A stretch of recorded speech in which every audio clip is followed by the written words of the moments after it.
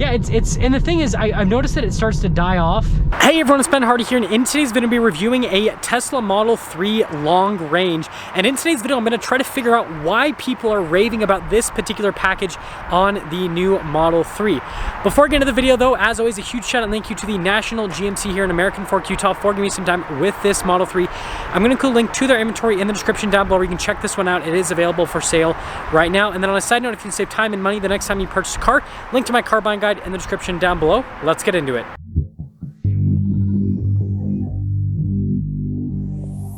So first off, the Model 3 long range has 358 miles of driving range, a 258 kilowatt hour battery, 346 horsepower, and then 389 pound-feet of torque.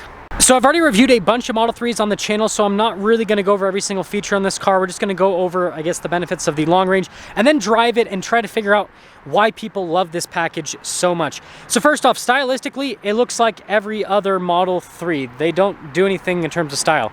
Now, something specific to the long range I've noticed is these wheels.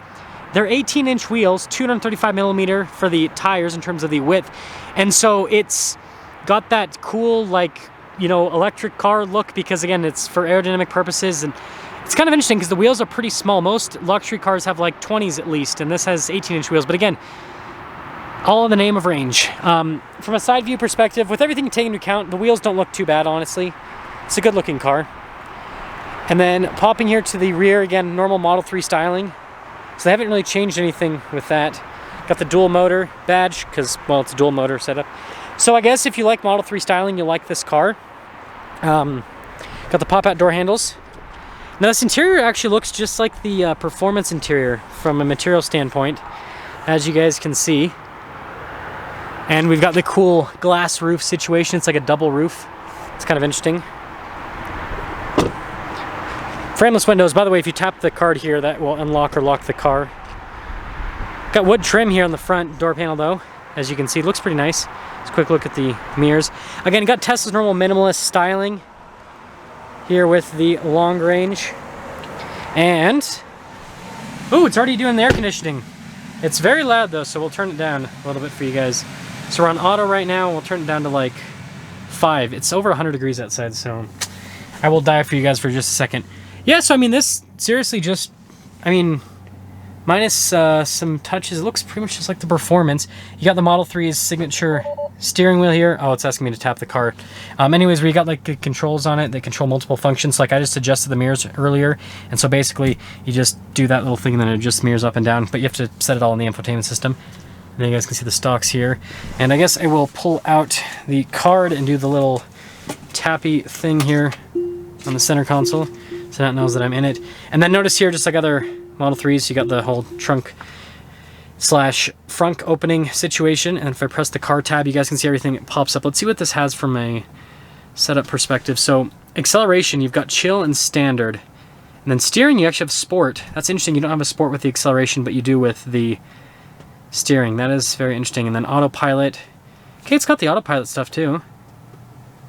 So I guess this is definitely set up from a daily driver perspective. And then if we go to the climate tab, yeah, pretty solid setup. Let's see what they have. Oh, heated seats. We don't want that. So no cooled seats, but heated seats. So yeah, I've been over Tesla's infotainment system a million times, and then rest of this whole setup, pretty normal Tesla Model 3 stuff. I mean, it's a nice interior, all things considered. That double roof is always interesting, like because you got glass back there that goes all the way to the back, and then you have like in the center here, and then you have the windshield, and it's like all put together. Anyways, if you want the most up-to-date price on this car, check out National GMC's website in the description down below. Let's drive it and figure out why this car is so popular.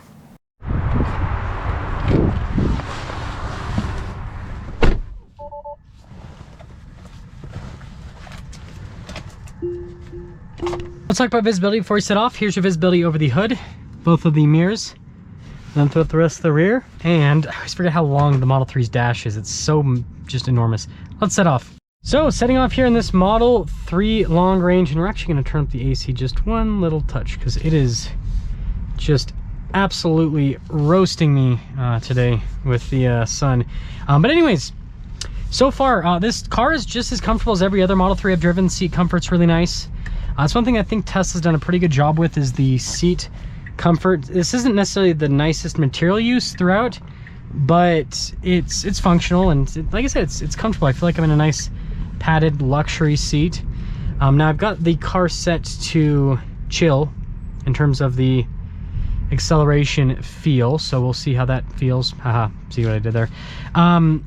But other stuff, I mean, this is just like I've pretty much only driven Model 3 performances. I know it's kind of weird. That's just how things go with a review standpoint. But yeah, it feels just like every other Model 3 performance that I've driven. I'm not really noticing a difference.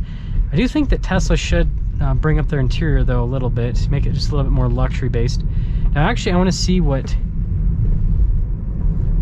Okay, so full throttle in the chill mode it's actually...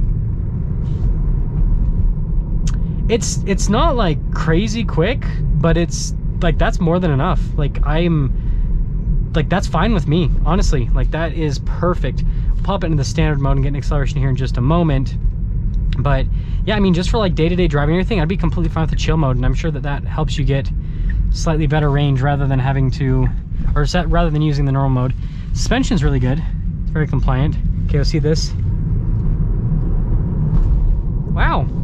So, I mean, I've driven Plaids, I've driven, again, Model 3 Performance, I've driven pretty much every, high-performance version of Tesla cars at this point. Model Y Performance as well, Model X Plaid, like everything. And I have to say, I really like this amount of acceleration. I think this is a sweet spot for Tesla acceleration, because the Plaid is so ridiculously fast over the top that, like, it hurts. Like, literally every single time I drive a Plaid, I just drove one yesterday, I feel sick afterwards. Like, I literally sleep like an extra 30 minutes to an hour the next night. I know I'm sounding like over dramatic, but like, it's just, I don't feel good after it. Like, this is fine though. Like, this feels like a usable amount of acceleration where I've got good passing power and where like I can have fun with it.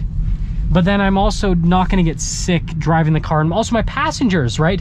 Because again, I feel like if I gave someone a fair warning with this, then especially like my wife, like she does not like fast accelerations.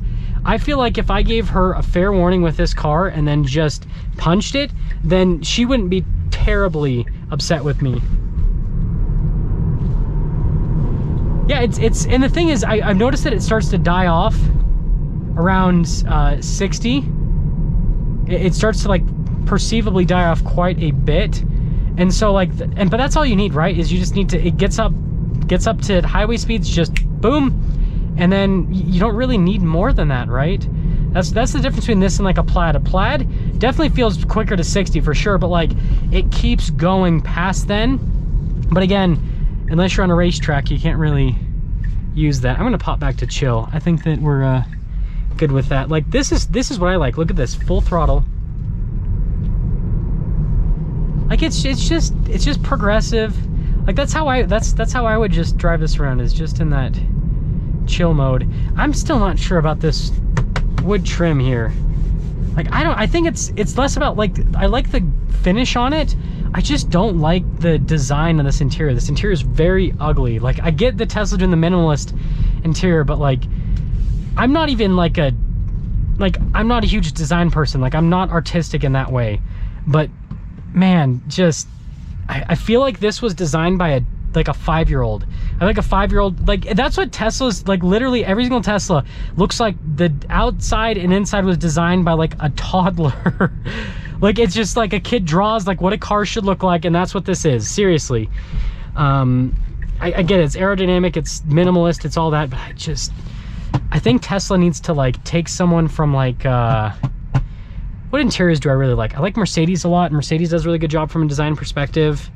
Volvo does a really good job. They need to just like steal someone from one of those manufacturers that actually knows how to design cars that look good, so that like Teslas can be more exciting. And I also lost my parking space, so I guess I'll park this somewhere else. So yeah, I guess to fully answer the question, why do people buy this long range?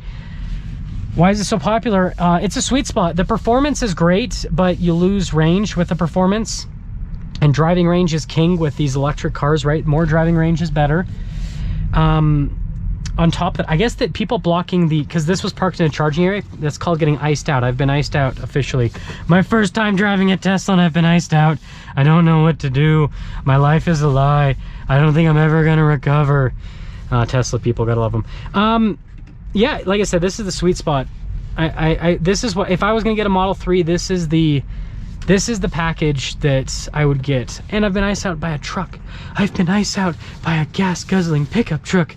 I need to go complain about it online. I need to go tell people how the world is ending because the pickup truck is blocking my charging station and I only have 38 miles left of range. Yeah, sorry. I guess the sun's gotten to me. I thought that was funny. But anyways, I like it. I actually like it. This is a solid package. Easy to park too. That's nice. Yeah, and I mean, this is more affordable than the Performance. So if you're gonna get a new Model 3, I think this is the route to go. But like, maybe do something about this ugly wood trim. Maybe like carbon fiber print or something, like wrap over it. I don't know. Just something, or like just straight up just like pull it out of the dash. I don't know. It's pretty bad. That's all. That's gonna sum things up for our video on this Model 3 long range. Again, a huge shout out and thank you to the National GMC here in American Fork. I will see all of you in the next video.